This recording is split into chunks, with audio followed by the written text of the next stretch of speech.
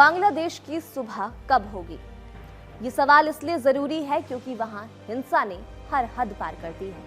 इस समय बांग्लादेश के कई शहरों में भयानक हिंसा का दौर है। इस हिंसा की वजह क्या है वो हम आपको बताएंगे, लेकिन उससे पहले आपको अपडेट कर देते हैं बांग्लादेश इस समय कैसे जल रहा है। आधी रात के बाद से अलग अलग इलाकों में आगजनी, लूटपाट और मारपीट की घटनाएं सामने आ रही हैं। दंगाइयों ने खास तौर पर भारतीय प्रतिष्ठानों को निशाना बनाया है। चटगांव में भारतीय उच्चायोग पर पत्थरबाजी की गई और वहां भारत विरोधी नारे लगाए गए। इसके साथ ही आवामी लीग के कार्यकर्ताओं को खुलेआम जान से मारने की धमकियां दी जा रही हैं।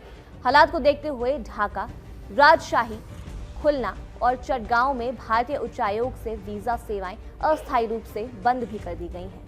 इन सभी शहरों में भारतीय उच्चायोग के बाहर कड़ी सुरक्षा तैनात की गई है। अब आपको बताते हैं बांग्लादेश के कट्टरपंथियों को ये हिंसा करने का बहाना कैसे मिला है। दरअसल ये हिंसा बांग्लादेश के आंदोलनकारी नेता शरीफ उस्मान हादी की मौत के बाद भड़की है। शरीफ उस्मान हादी 2024 में शेख हसीना के खिलाफ हुए आंदोलन का एक प्रमुख चेहरा थे। वो भारत को दुश्मन मानता था और अक्सर भारत के खिलाफ तीखे बयान देता रहता था। गुरुवार को सिंगापुर में इलाज के दौरान उसकी मौत हो गई, जिसके बाद बांग्लादेश में हालात बिगड़ गए। हादी की मौत की खबर फैलते ही ढाका में गुरुवार देर रात विरोध प्रदर्शन शुरू हो गया। हजारों लोगों की भीड़ ने जगह जगह हिंसा और आगजनी की, मीडिया संस्थानों में हमले किए, वहां तोड़फोड़ की और आग लगा दी। इतना ही नहीं, प्रदर्शनकारियों ने चटगांव में भारतीय उच्चायोग के बाहर जमा हो गए और वहां पत्थरबाजी भी की। उन्होंने भारत विरोधी और आवामी लीग विरोधी नारे लगाए, जिनमें भारत पर हमले की बात और आवामी लीग समर्थकों को पकड़कर मारने जैसे नारे शामिल थे। दरअसल शरीफ उस्मान हादी को 12 दिसंबर को ढाका के विजय नगर इलाके में चुनाव प्रचार के दौरान गोली मार दी गई थी।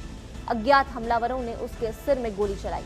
गंभीर हालत में उसे पहले ढाका मेडिकल कॉलेज अस्पताल और फिर ओवरकेयर अस्पताल में भर्ती कराया गया। हालात बिगड़ने पर 15 दिसंबर को एयर एम्बुलेंस से उसे सिंगापुर भेजा गया, जहां इलाज के दौरान सिंगापुर जनरल हॉस्पिटल में उसकी मौत हो गई थी। उसकी मौत की पुष्टि बांग्लादेश के विदेश मंत्रालय और सिंगापुर के अधिकारियों ने की थी। हिंसा भड़कने के बाद बांग्लादेश की अंतरिम सरकार के प्रमुख मोहम्मद यूनुस ने देश को संबोधित किया। उन्होंने लोगों से शांति बनाए रखने और कानून अपने हाथ में न लेने की अपील की। यूनुस ने हादी को जुलाई विरोध का साहसी योद्धा बताया और भीड़ को उकसाया। भारत विरोधी यूनुस ने कहा कि हादी उन ताकतों के दुश्मन थे जो उनकी आवाज दबाना चाहते हैं। मोहम्मद यूनुस ने शुक्रवार को राष्ट्रीय शोक की घोषणा की थी। मस्जिदों में विशेष प्रार्थनाओं का ऐलान किया गया और हादी की हत्यारों को सख्त सजा देने का वादा भी किया। उन्होंने ये भी कहा कि सरकार हादी की पत्नी और उसके इकलौते बच्चे की जिम्मेदारी उठाएगी। अब आपको बताते हैं असल में हादी था कौन और भारत के विरोध का रास्ता उसने क्यों अख्तियार किया। शरीफ उस्मान हादी जुलाई 2024 के उस विद्रोह का प्रमुख नेता था जिसके बाद शेख हसीना की आवामी लीग सरकार का तख्ता पलट हुआ था। वो आवामी लीग पर संवैधानिक प्रतिबंध लगाने की मांग करने वाला अभियान का अगुवा था और भारत समर्थक राजनीति का कट्टर विरोधी माना जाता था। हादी बांग्लादेश का एक राजनीतिक कार्यकर्ता और छात्र नेता था। वो इनकलाब मंच नाम के संगठन का संस्थापक सदस्य और संयोजक था। ये संगठन शेख हसीना विरोधी आंदोलन से उभरा और इसका रुख पूरी तरह भारत विरोधी रहा। हादी भारत पर बांग्लादेश में प्रभुत्व थोपने का आरोप लगाता था।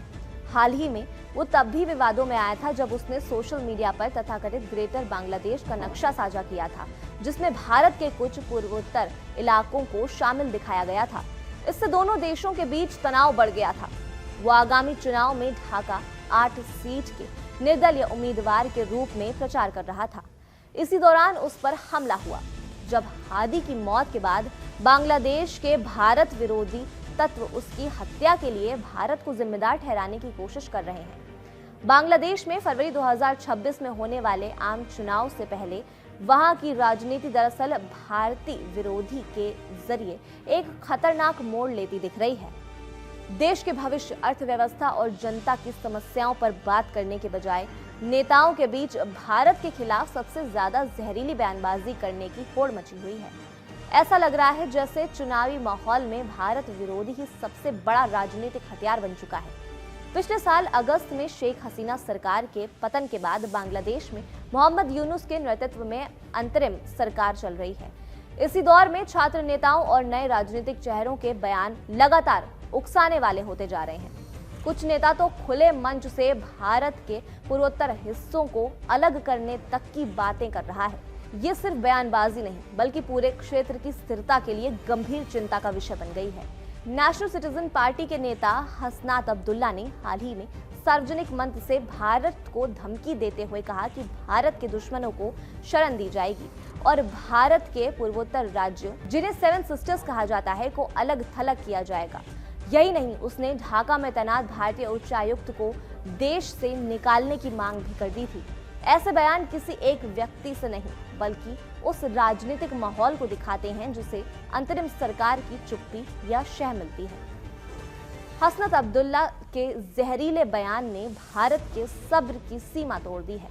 भारत ने कड़ा रुख अपनाते हुए दिल्ली में बांग्लादेश के उच्चायुक्त को तलब किया। इसके साथ ही ढाका में भारतीय वीजा सेवाओं पर भी असर पड़ा। राजधानी ढाका के जुर्माना फ्यूचर पार्क में स्थित इंडिया वीजा एप्लीकेशन सेंटर, जो वहां भारत वीजा का मुख्य केंद्र है, उसे मौजूदा सुरक्षा हालात का हवाला देते हुए बुधवार दोपहर से बंद कर दिया गया। जिन लोगों ने वीजा के लिए अपॉइंटमेंट ले रखी थी, उनकी तारीख आगे टाल दी गई। साफ है कि दोनों देशों के रिश्तों में तनाव अब कागजी नहीं बल्कि जमीनी स्तर पर दिखने लगा है। अगर पीछे देखें तो भारत और बांग्लादेश के रिश्ते हमेशा ऐसे नहीं थे। 1971 में बांग्लादेश की आजादी के बाद दोनों देशों के संबंध काफी मजबूत थे, लेकिन 1975 में शेख मुजीबुर रहमान की सरकार के तख्तापलट के बाद हालात बदलने लगे। इसके बाद धीरे धीरे बांग्लादेश की राजनीति में इस्लामिक कट्टरपंथी ताकतों का असर बढ़ा, खासकर जमात इस्लामी का। ये वही संगठन है जिसने 1971 में मुख्य संग्राम के दौरान पाकिस्तान का साथ दिया था और जिसे भारत में पाकिस्तान का प्रॉक्सी माना जाता है। आज मोहम्मद यूनुस के प्रशासन के दौरान भी ऐसे तत्वों को खुला या परोक्ष समर्थन मिलता दिखाई दे रहा है। भारत विरोधी बयानबाजी को चुनावी फायदे के लिए इस्तेमाल किया जा रहा है। कई नेताओं को लगता है कि भारत को गाली देकर वो जनता के बीच लोकप्रिय हो सकते हैं और वोट बटोर सकते हैं, लेकिन सवाल यही है कि क्या भारत विरोध की राजनीति बांग्लादेश के आम लोगों की समस्याओं का समाधान करेगी? चुनाव से पहले नफरत की राजनीति दोनों देशों के रिश्तों को और बिगाड़ सकती है और पूरे क्षेत्र की शांति के लिए खतरा बन सकती है। आने वाले महीनों में ये देखना बेहद अहम होगा कि बांग्लादेश की राजनीति किस दिशा में जाती है और क्या समझदारी की आवाजें इस जहर भरे शोर के बीच सुनी जाएंगी या नहीं। खैर, इस खबर पर आप क्या सोचते हैं? अपनी राय आप हमें कमेंट सेक्शन में जरूर बताइएगा और देखते रहिए कड़क।